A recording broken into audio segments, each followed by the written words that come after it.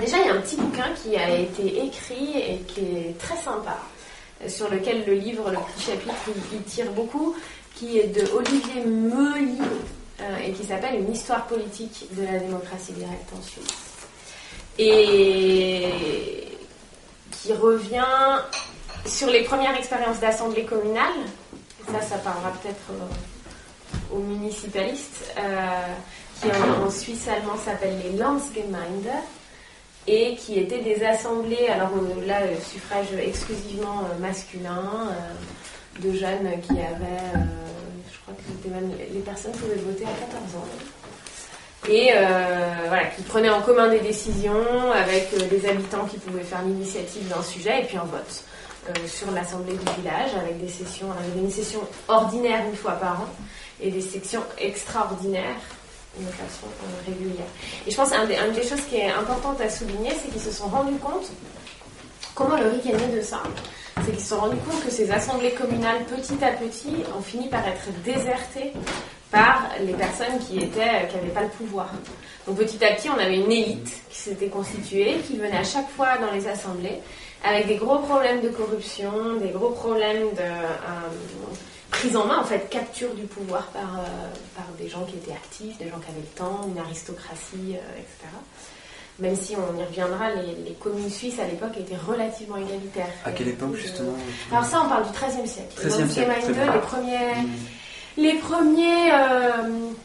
premières expériences, c'est 1230 dans les premiers cantons suisses. On en a en France à peu près à la même période.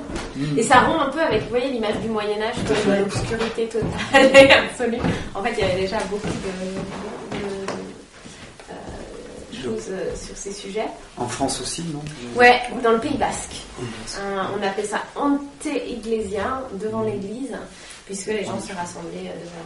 Ce sera une expérience. Et effectivement, ça va donner lieu à pas mal de corruption, notamment dans les cantons suisses. Dans certains cantons, on va rétablir le tirage au sort pour permettre de retrouver un peu de contrôle sur ces assemblées-là. Donc ça vivote, on va dire, 13e siècle jusqu'à la Révolution française.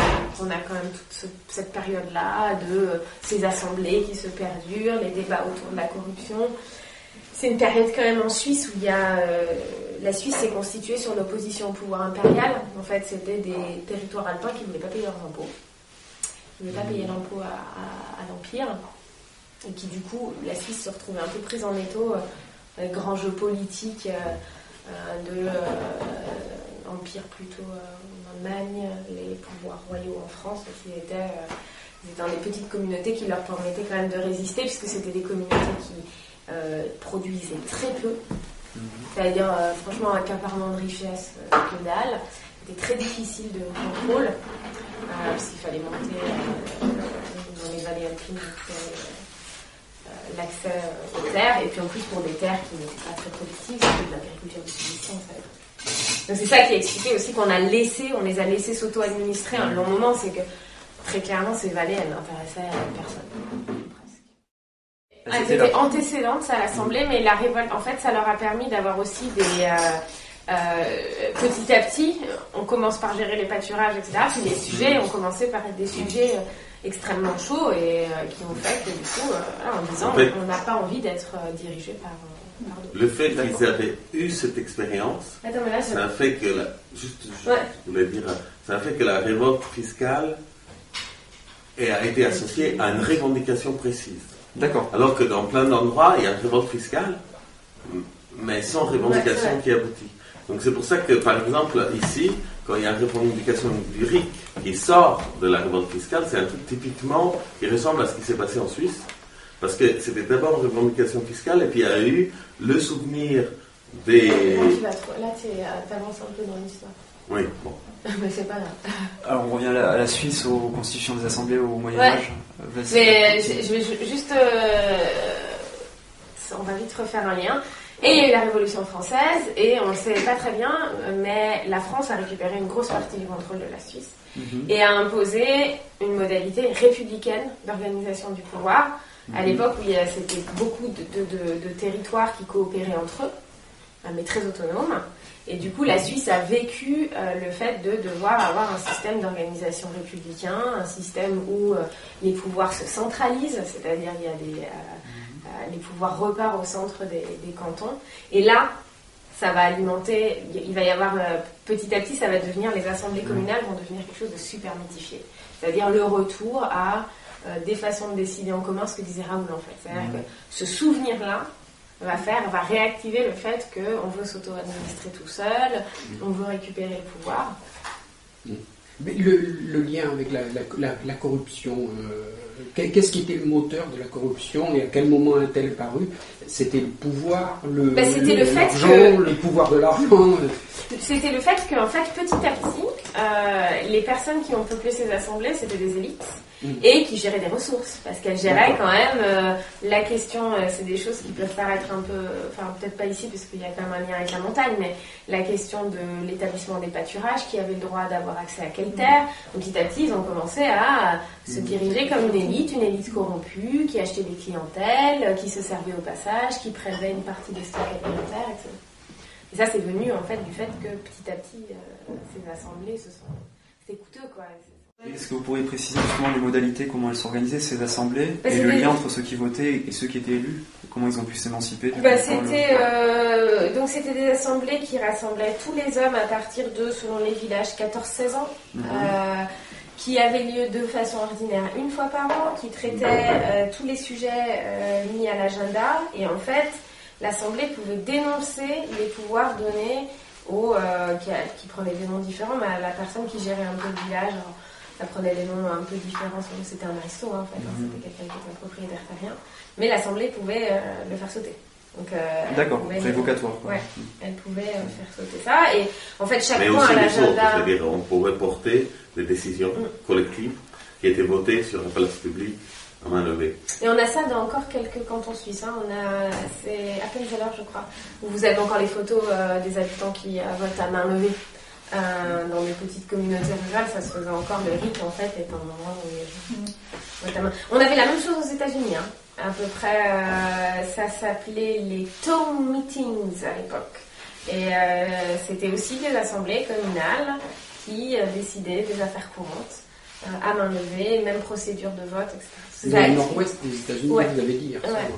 En fait, les town meetings, c'était dans l'est, alors que paradoxalement, le RIC dans l'est, c'est pas développé, et dans l'ouest... Ça, c'est super intéressant. C'est un cas... Souvent, on dit les assemblées, c'est le début de la démocratie directe. En fait, ce qu'on observe, c'est qu'il n'y a pas de régularité. Parce qu'aux États-Unis, ils ont eu les town meetings jusqu'à très très tard. Et ils n'ont jamais basculé sur le RIC. Jamais.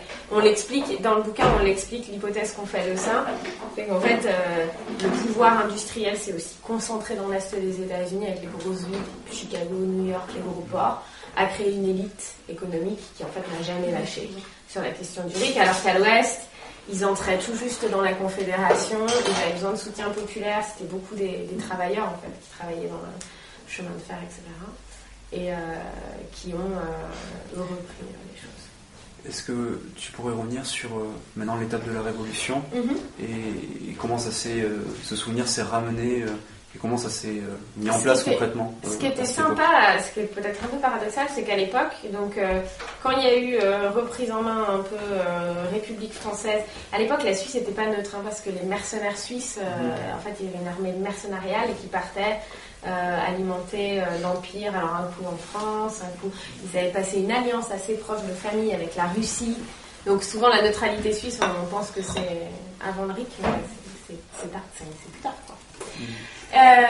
Et ça a été très très mal vécu en fait par les Suisses, l'idée de... En Suisse, l'expérience on va dire fédérale, c'est-à-dire beaucoup d'autonomie aux villes plus le RIC, a fait qu'un pouvoir très centralisé avec une constitution qui est décidée au niveau des assemblées entre les cantons, un pouvoir qui est retiré aux gens, va en fait très vite donner lieu à des contestations d'ordre insurrectionnel.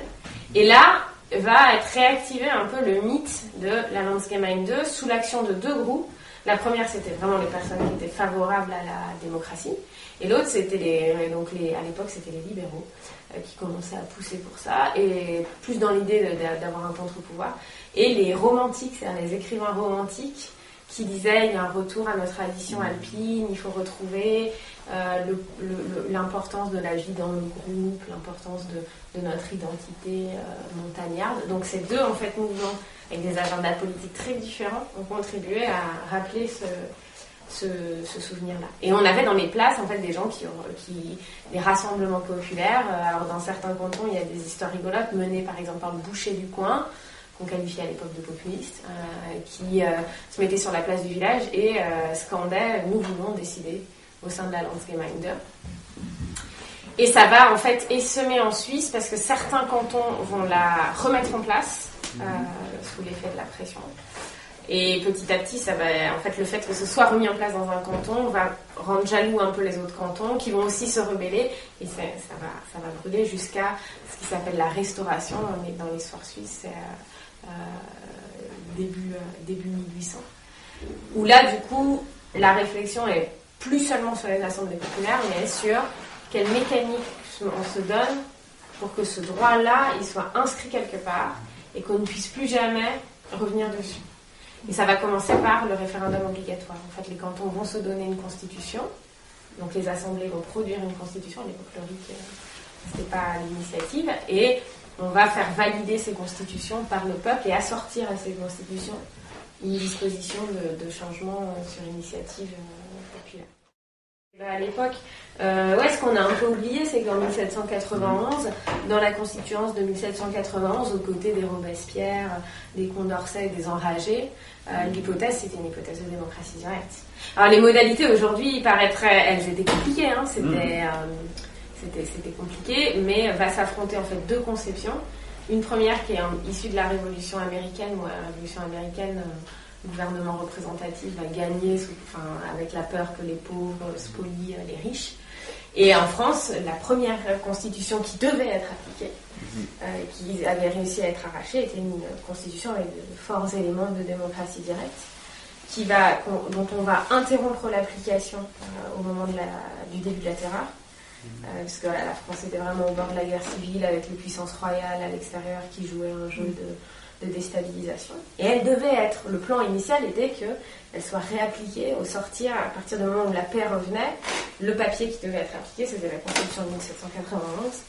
Et en fait, elle ne gagnera jamais parce que les libéraux vont faire un projet concurrent, et qui est un projet purement représentatif, où en fait, il n'y a plus du tout de dispositif de démocratie directe dans cette constitution. Et en plus, il y a du suffrage censitaire. Et il y a du suffrage censitaire. C'est ce dont parle, je crois, Serge Apperdam, peut-être vous connaissez, de la Société d'études robespierristes. Ouais. Et est-ce que, si vous pourriez développer, quels sont ces dispositifs, justement? Est-ce que la loi ne doit pas redescendre dans les communautés locales pour être approuvée? Et si elle n'est pas approuvée, c'est quelque chose comme ça? Oui, en fait, vous avez des informations ils sont initiés dans les collectivités locales, sauf que c'est un système par assemblée.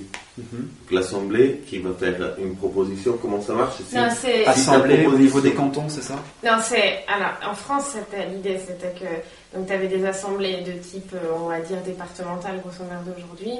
Elles pouvaient demander à l'Assemblée nationale d'être saisie d'une question.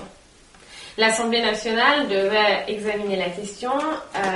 L'Assemblée départementale proposer que la question soit examinée, puis aller chercher du soutien d'autres assemblées départementales. Vous voyez, ce n'était pas une assemblée départementale tout seul, il fallait qu'après ils aillent chercher de l'appui. S'ils obtenaient l'appui, l'Assemblée nationale devait examiner la question dans le sens l'accepter. Si elle ne l'acceptait pas, il y avait dissolution. C'est-à-dire il y avait dissolution de l'Assemblée nationale. Ouais. Donc un vrai contrôle à partir du local. Oui, c'était très conçu pour partir de l'individu Jamais. jusqu'au pouvoir central. L'individu qui influence son assemblée qui pose la question aux autres assemblées locales qui doivent répondre oui ou non. Et s'il y a suffisamment de oui, alors je ne me souviens pas les détails, non plus, c'est au niveau de l'Assemblée nationale centrale où il se passe cette procédure. Il y avait des trucs assez géniaux. Mais Robespierre était favorable à tout ça. On avait cité son discours dans le bouquin où il dénonçait souvent à l'Assemblée l'indépendance absolue où les représentants se sont mis à l'égard de la nation. Et c'était l'idée de dire il faut à chaque moment que les personnes... Si tu veux le citer, c'est volontiers. C'est cette phrase en fait. En fait, on l'a coupé, mais la phrase c'est l'indépendance absolue, critique de l'indépendance absolue où les représentants se sont mis à l'égard de la nation, et c'est le discours du 29 juillet 1792. Et il y a aussi Condorcet. Parce qu'à l'époque, elle s'était posé la même question.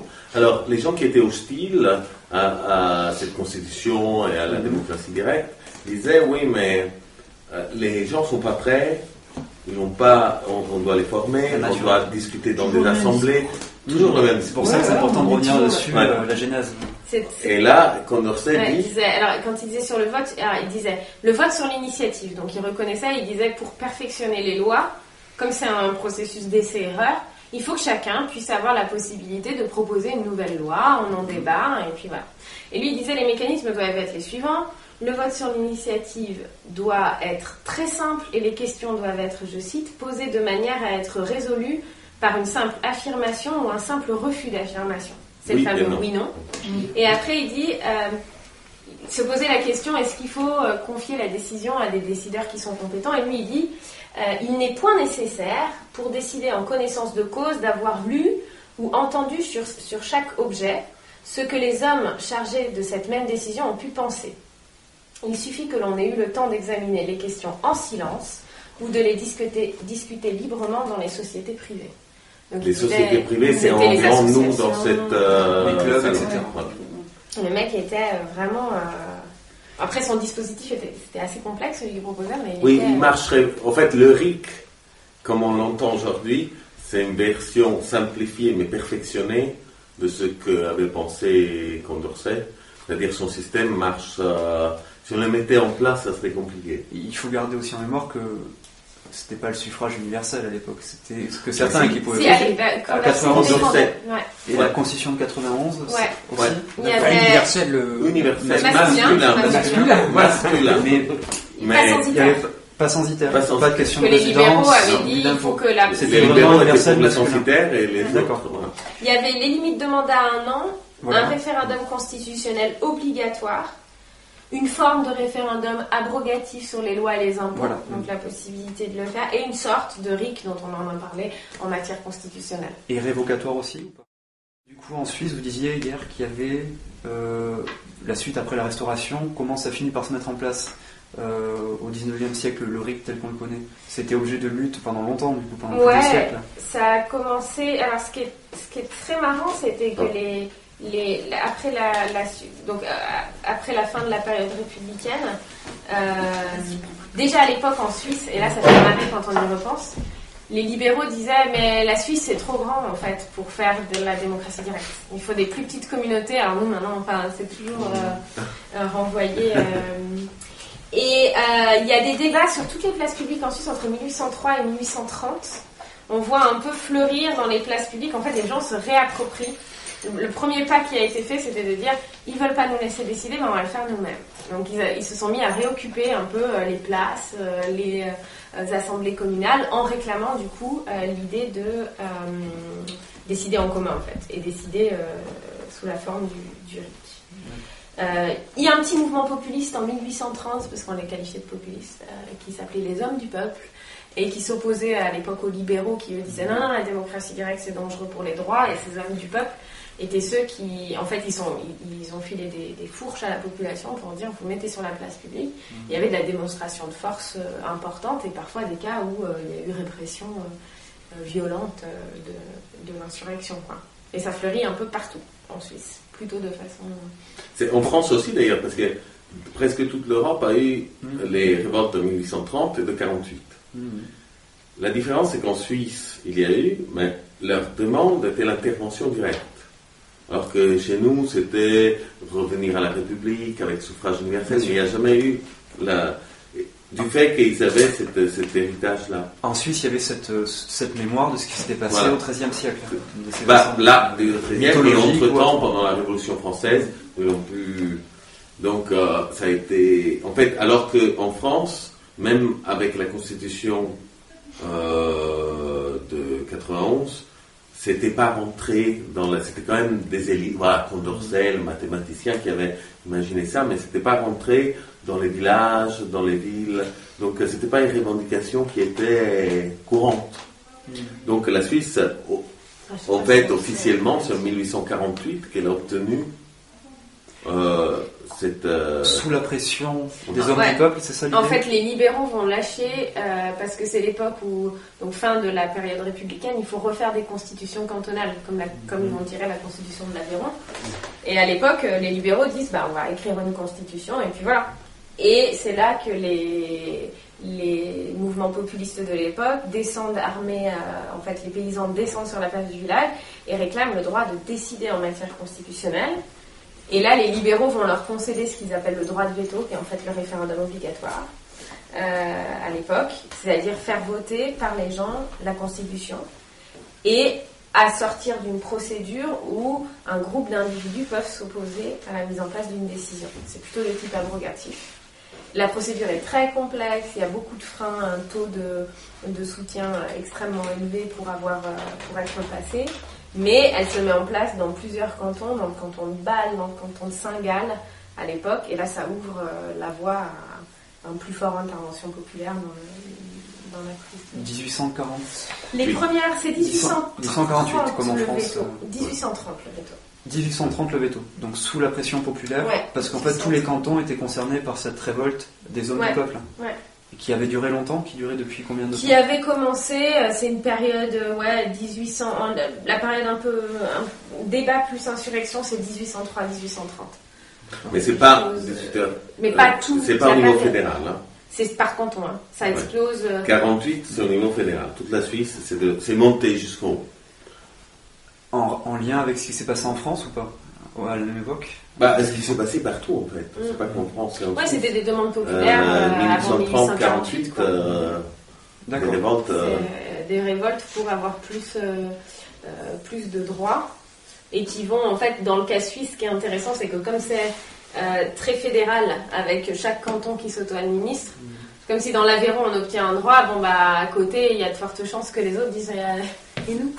Pourquoi on ne peut pas l'avoir ? C'est comme ça que ça s'est passé. Il y a eu aussi, c'est pas tous les cantons qui sont enflammés d'un coup. Il y a eu un mouvement qui a commencé Bâle, Saint-Gall. En fait, souvent dans des cantons qui étaient déjà très divisés. Donc le canton de Bâle, je sais pas si il y a un canton jusqu'à très longtemps, il y avait Bâle-Ville et Bâle-Campagne. Donc il y avait une opposition entre les territoires ruraux et les territoires urbains. Et à un moment, concéder le veto ou concéder l'initiative, c'était une façon de conserver en fait la collectivité, quoi. Et dans le Valais, ça va être la même chose. Il y a les francophones et les germanophones qui se mettaient sur la gueule. Aussi, distinction rurale-urbain. Et là, on va lâcher le RIC pour dire, c'est une façon aussi de gérer collectivement notre... Mais d'ailleurs, le RIC qui est lâché, comme disait Clara hier, c'est pas super. Hein. Là, il s'est passé une chose dans le temps, c'est qu'à l'époque, c'était le premier RIC qui est mis en place, les signatures étaient 50 000. Et que, donc, c'était un RIC à 10% de la population. Comme on a dit, c'est haut. Et c'est pour ça qu'il y a eu très peu. Quand on voit l'histoire des RIC, maintenant c'est tout le temps, mais là, il y en avait quelques-uns en 50 ans. Et en fait, la population suisse s'est reproduite, a augmenté très vite, alors que le seuil était toujours 50 000. Donc en 91, c'est passé à 100 000, mais entre-temps, la population était 10 fois plus. Donc maintenant, c'est ce seuil-là du 19e siècle qui n'a pas bougé et que ça équivaut désormais à 2% de la population. Et pour rester sur le 19e, est-ce qu'il y a eu des tentatives de remise en cause ? Enfin, quels étaient les arguments ? Comment ça s'est fait Ça a été dur d'être arraché, mais une fois que ça a été arraché, c'était plus jamais... En fait, c'était vraiment... quand on a un peu retracé l'histoire, ça montre que quand les gens ont fait l'expérience, et je pense que l'exemple des communautés au XIIIe siècle, c'est ça. Quand il y a dans l'histoire une référence à des modes de décision de type direct, en fait, les gens le conservent. Et là, quand ça a été lâché, le veto a été lâché, puis après, petit à petit, ça a été au niveau fédéral. Le fédéral, en Suisse, était opposé. Les radicaux suisses étaient opposés à l'idée d'une démocratie directe au niveau fédéral. Et ils ont résisté, mais en fait, la pression par le bas a fait qu'à un moment donné, c'était plus tenable. Tous les cantons avaient des processus de démocratie directe. Quels étaient leurs C'est un peu arguments comme le suffrage universel, là encore. Ce type de droit politique, hormis quand il y a l'armée, une invasion, etc., une fois qu'ils sont là, ils ne partent pas, en fait. Et ce qui est frappant, c'est que, par exemple, Le RIC, quand tu prends des gens hyper riches qui pourraient gagner à ne pas avoir un système élitiste, non seulement ils ne contestent pas le RIC, mais ils n'osent même pas dire qu'il faudrait un seuil de signature plus haut. C'est hyper politiquement correct de dire ça. Actuellement en Suisse.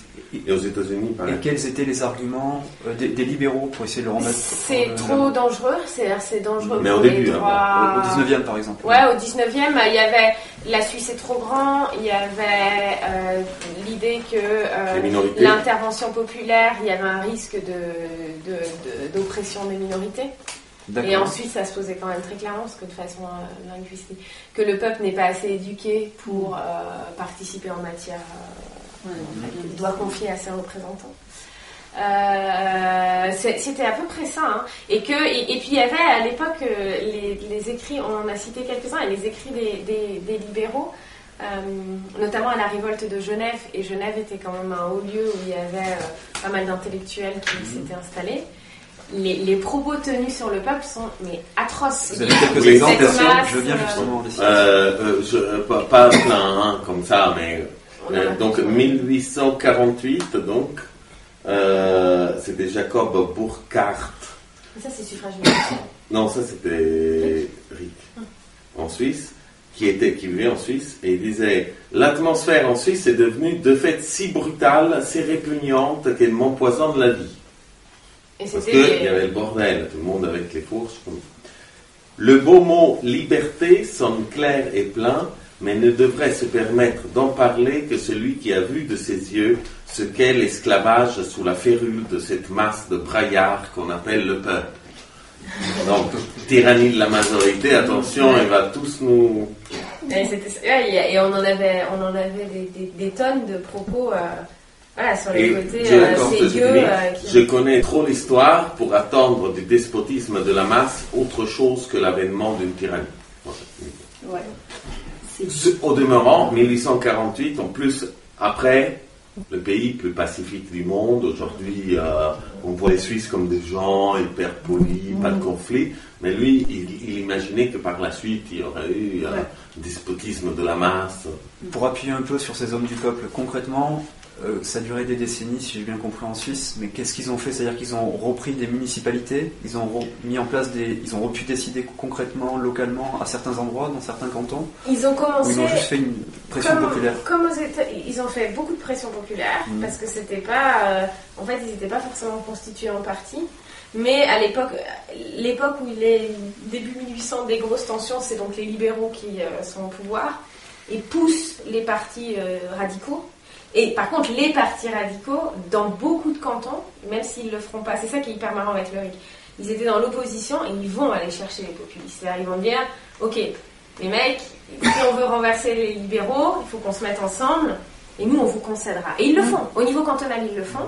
Mais quand ils sont élus à la Chambre, au fédéral, ils ne le font plus. Et c'est ça qui est intéressant, c'est que quand ils vont être majoritaires dans le pays, en fait, les radicaux vont dire, non, au niveau fédéral... Il y a quelque chose, juste pour... parce que je vois que tu as en tête...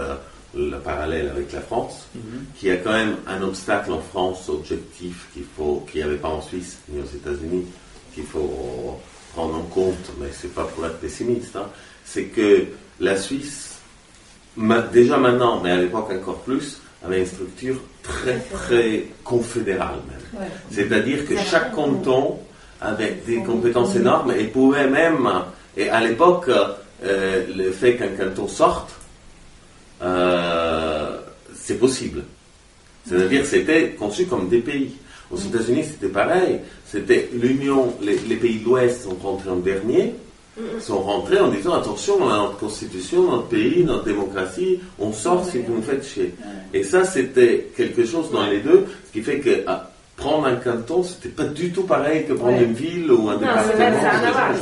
Tu prenais un canton, tu décidais de ta constitution. En fait, il l'explique bien, ce qu'ils avaient en commun, les Suisses à l'époque, c'est la crainte des envahisseurs royaux, des gros pouvoirs, la France, l'Allemagne, qui convoitaient un peu, mais un petit peu, quoi. Enfin, mais c'était ça, le but c'était de se mettre ensemble face à une menace extérieure, mais chacun s'administrait comme il le souhaitait. Il va y avoir des scissions de cantons. Bâle-Ville va être un canton face à Bâle-Campagne.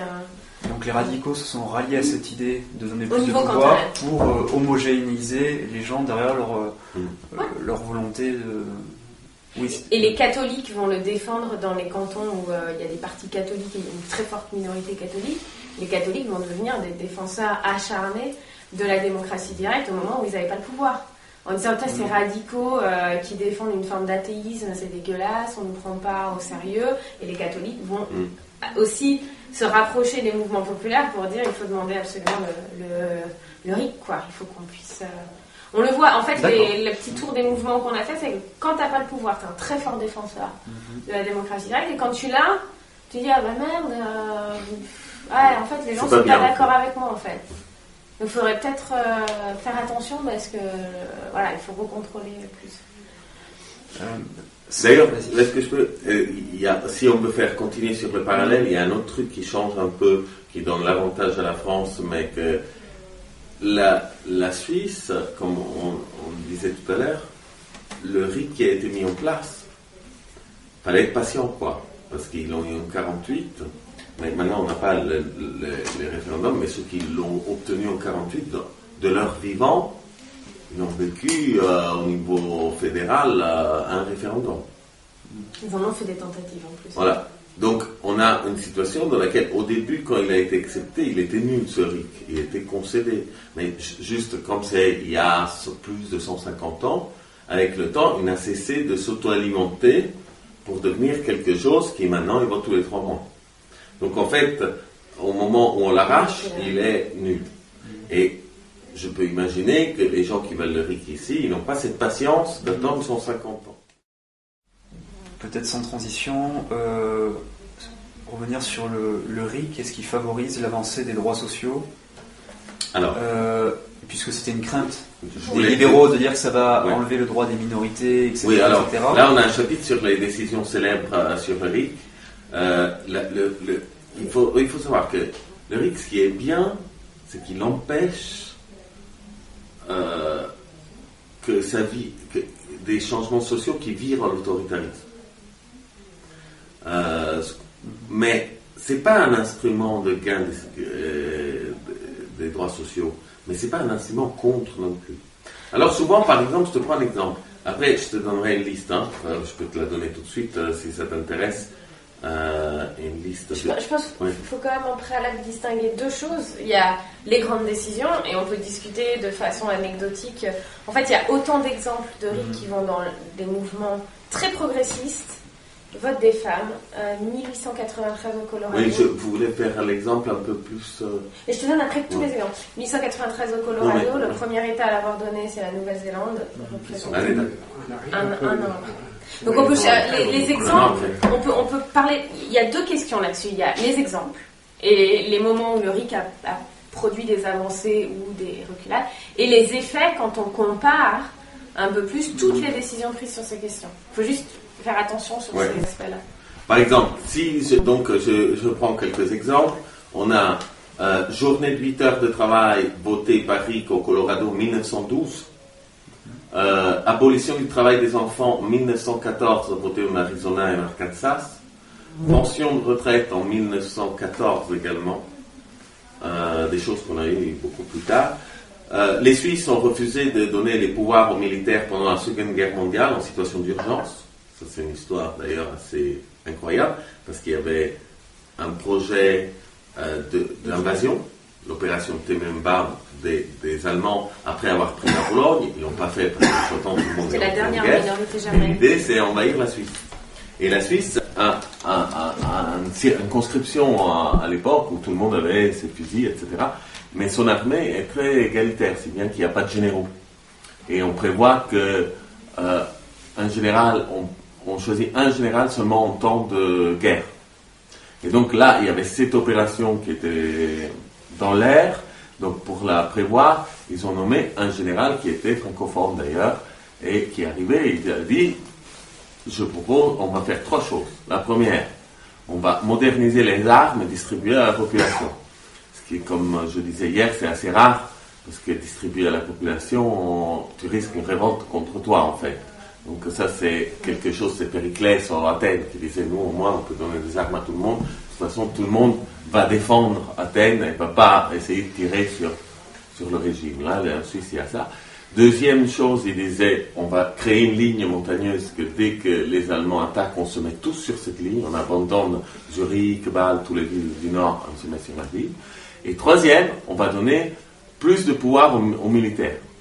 Et là, les Suisses ont dit, ah non, ce troisième-là ne plaît pas. Référendum abrogatif, vote, 1940, sous la menace, pas de pouvoir aux militaires. Donc, c'est quand même incroyable, ce type d'histoire, parce que, ne serait-ce que cette décision aurait changé, après, les équilibres politiques pour plusieurs années. Les bonus, interdiction des rémunérations abusives dans les conseils d'administration, 2008 ou 2009, si ma mémoire est bonne, par initiative populaire.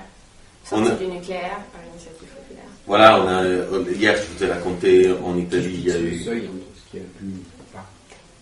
Qui fixe le seuil entre ce qui a... L'initiative propose du coup ce que représente en termes de pourcentage en fait, c'est les rémunérations abusives, par exemple les parachutes dorés, ça cible beaucoup les parachutes dorés, les rémunérations abusives. Il y a toute une liste de mesures et c'est les porteurs de la pétition qui ont proposé.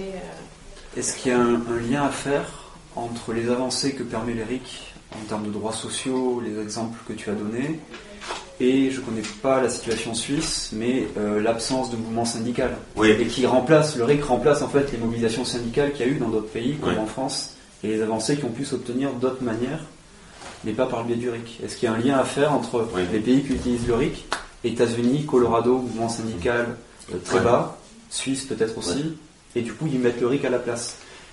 Mettre en avancée le droit des individus en tant que citoyens politiques. Alors là, il y a aussi une distinction entre États-Unis, Europe et Suisse. Et Europe en général. Donc la tradition syndicale en Europe est plus forte. Mais il est vrai que ce que tu as raison, c'est que ça renforce tous les tissus associatifs.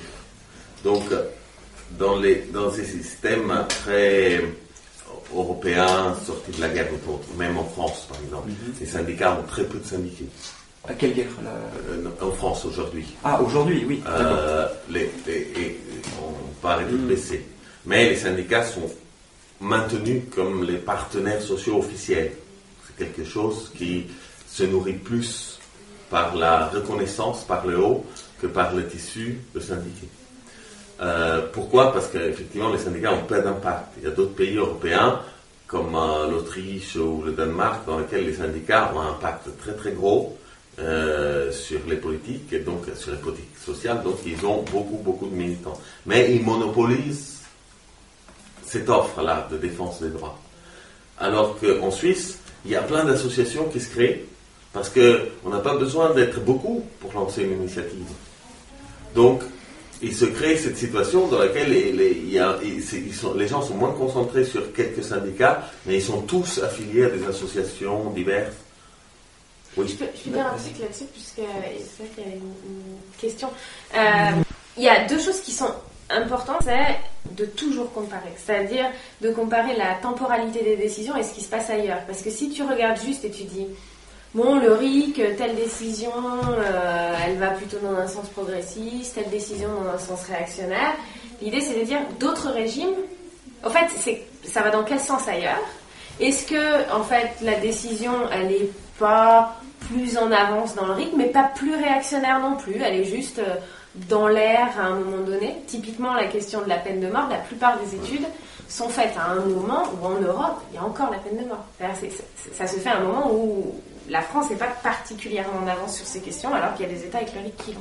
Voilà, et un des exemples là-dessus, c'est la question et qui est un exemple qui me faisait bondir dans les médias, c'est le référendum sur la question des minarets, l'interdiction des minarets. Parce que c'est souvent celui qui est donné pour dire ça écrase la minorité, etc.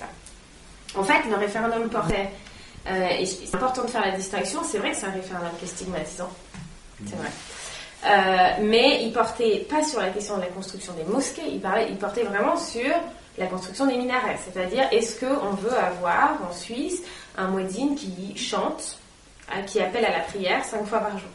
Et les Suisses ont dit, c'est le bordel, quoi. Enfin, vraiment, la discussion s'est faite sur, tu vas avoir un gars qui chante 5 fois par jour, dont 5 heures du mat parfois, merci, plutôt pas. Dans le même temps, en France, on a du blocage massif de construction de mosquées, c'est-à-dire qu'il n'y a même pas de mosquées, c'est-à-dire qu'on a des gymnases par-ci, parfois dehors parce qu'en fait il n'y a pas d'accès à un lieu de culte, et on avait des lois aussi très stigmatisantes du type loi sur le voile, interdiction d'accès avec un certain... Voilà, interdiction des ports religieux qui ciblait, alors de façon peut-être plus hypocrite, mais la loi sur le port religieux ciblait très clairement l'islam et les minorités musulmanes en France. Donc si on compare, moi si tu veux, la question sur les minarets, elle me choque pas plus, elle me choque même moins que la politique menée en France, qui est d'interdire l'accès, ce que tu n'as pas en Suisse. Alors c'est mis à l'agenda, hein. Ensuite, effectivement, il y a une discussion sur, en ce moment, il y a une discussion sur la laïcité. Ouais. Est-ce qu'en Suisse, on doit mettre en place, donc il y a un débat d'initiative sur est-ce qu'il faut mettre une loi plus dure sur la laïcité telle qu'elle ne l'est, c'est-à-dire avec, contrôler plus dans l'espace public le port de signes religieux, qui est porté, c'est vrai, par la droite identitaire, nationaliste, je ne sais pas si on peut dire identitaire, l'Union démocratique du centre, mais... Il faut toujours comparer. C'est-à-dire qu'on peut parler des décisions en tant que telles. Pareil pour le droit à l'avortement. On constate par exemple, parce que... En Irlande, ils l'ont obtenu. Voilà, ils l'ont obtenu par le RIC en Irlande, et parfois... non, par référendum. Alors que parfois, franchement, les représentants, pour des raisons de clientèle électorale, ne voulaient pas le lâcher. Ce qu'on observe en Suisse, c'est qu'il y a deux choses. Il y a le droit à l'avortement en tant que tel, et il y a, qui est présent en Suisse, enfin, les personnes ont le droit à l'avortement, et les obstacles mis à la réalisation de ce droit, parce que souvent, la Suisse reste un pays où le droit à l'avortement est extrêmement protégé, avec un accès, des financements au centre IVG important. Donc il faut bien regarder en fait toute l'histoire. En fait, juste une chose, la chose importante, c'est que le RIC n'est pas pour le changement social, n'est pas contre. N'est pas pour, c'est ce que dit Clara. C'est un instrument qui va protéger les droits des gens, et après ça dépend ce que pensent les gens. Et un exemple typique, les gens qui sont contre disent, je reprends un qui est de classe, ils disent, ouais mais quand même en Suisse, le vote des femmes c'est en 1971, donc 28 ans après la France. Alors et au Colorado, il y a encore la peine de mort, 38 ans après l'abolition en France, donc c'est quand même réactionnaire. Oui, maintenant on inverse la peine de mort et les femmes. Au Colorado, le vote des femmes par RIC 1893, 51 avant les Français, et en RIC, la Suisse sur la peine de mort 1938, donc ça fait 43 ans avant la France. Donc en fait, selon les enjeux, tu peux être très à l'avance ou très en retard par rapport à un autre pays qui a le RIC ou non d'ailleurs. Mais ce qui est important, c'est que, et en France d'ailleurs, il y a des bonnes raisons de croire que la peine de mort aurait pu être abolie beaucoup avant sur le RIC, parce que c'est toujours le Sénat qui bloquait. Dans les années 30, quand il y a eu le Front populaire, il était pour le vote des femmes déjà, contre la peine de mort, et c'est le Sénat qui bloquait. Quand tu parles du vote des femmes dans l'État américain en 1993 et qui a été remis en place un an après, il a été... le vote des femmes a été décidé par une assemblée de type RIC? Non, pas d'assemblée, hein. Par un RIC. Et est-ce qu'il a été réinstauré? Non, le vote des femmes n'a pas été touché, sauf qu'il y a deux étapes. Aux États-Unis, chaque État peut décider lui-même. Et après, il y a une décision fédérale. La décision fédérale, c'était en 1920, le vote des femmes aux États-Unis. Mais les États, il y en avait qui avaient le vote des femmes depuis longtemps. Justement, le Colorado, ça faisait 30 ans qu'il avait déjà, les femmes avaient le vote au niveau de l'État, mais au niveau fédéral américain, il n'y avait pas encore. Et ce qui est marrant, c'est que les plus tardifs sur le vote des femmes ont été ceux qui n'avaient pas le RIC. Et notamment l'État de New York, où il y a eu une pétition énorme, beaucoup plus grande que celle qu'il y avait eu au Colorado, en Californie, là où le vote des femmes existait déjà par RIC. Et à New York, elle n'a pas été prise en compte parce qu'il n'y avait pas de RIC. Une énorme pétition qui a, au début en 1903, on n'a rien fait et ils ont été forcés en 1920, quand presque tous les autres États l'avaient, de l'accepter. Donc en fait, il y a des cas comme ça où c'est évident que le RIC permet d'accélérer, mais il y a d'autres cas où au contraire ralentit parce que les gens sont encore conservateurs en fait. Je peux compléter ce que tu dis sur la transformation, parce que En fait, je suis pas sûre, je suis d'accord de dire que le RIC n'est pas un instrument pour obtenir ou pour faire du changement social, je sais pas comment tu l'as dit. Le RIC, il produit des décisions qui sont conformes à ce que souhaite la majorité. Donc, si la majorité, elle est conservatrice, le RIC sera conservateur. Aux États-Unis, quand la majorité est favorable à la peine de mort, les RIC passent sur la question de la peine de mort joyeusement. Donc, ça n'empêche pas. C'est un outil pour mener des luttes sociales, mais ça ne va pas empêcher de mener des luttes sociales sur c'est quoi nos prochains droits. Comme ce qu'on disait hier, le suffrage féminin on s'est pas dit, on arrête tout, l'émancipation de la femme c'est fait, c'est terminé. On s'est dit, on a cet outil-là, nouveau droit, mais il y a une émancipation aussi à mener dans la vie. Par contre, ce qu'on sait, c'est que ça produit des effets sur les gens individuellement et sur leur engagement politique individuel qui sont extrêmement forts. Donc si on parle de changement social, ça dépend dans la société dans laquelle on veut vivre, mais oui, c'est sans appel. Les personnes qui vivent sous le RIC sont plus compétentes en politique et la compétence s'exprime comme, on la mesure comme est-ce que tu es capable d'expliquer pourquoi tu votes d'une certaine façon. C'est capable de donner juste des raisons, d'articuler des raisons. Plus impliqué, beaucoup plus d'associations, c'est-à-dire un tissu, ce qu'on appelle le capital social. On dit souvent oui, mais les lobbies, en fait, les lobbies, le pouvoir qu'ils ont sur l'initiative, c'est qu'ils sont très forts pour couler une initiative. C'est-à-dire ils peuvent utiliser le pouvoir médiatique pour couler. Mais pour faire des propositions, et ils le font aussi aujourd'hui. C'est-à-dire les lois aujourd'hui, ils le font, ils coulent les décisions qui ne leur vont pas. Assez fort. Et surtout, je pense qu'il y a un élément qui est important, et j'ai vraiment regretté qu'hier on ne puisse pas en parler, c'est que le RIC, c'est un instrument, c'est une évolution, mais c'est quand même un instrument hyper radical, et d'ailleurs les groupes les plus radicaux sont en soutien, sont beaucoup plus satisfaits de leur système politique sous RIC qu'ils ne le sont en France. Et rien que ça veut dire que si des personnes de type qui ont des opinions minoritaires se sentent quand même avoir le pouvoir de pouvoir mettre ce qui les intéresse à l'agenda et de pouvoir avoir cet outil pour mettre une question à l'agenda, la question par exemple de la décroissance, la question de la sortie du capital, la question de l'islam politique, la question... Et ça fait des systèmes qui sont qui permettent à chacun d'avoir en fait individuellement plus de droits. Et ça, je trouve que c'est quand même, en termes de progrès social, c'est important, quoi. C'est pas minoré.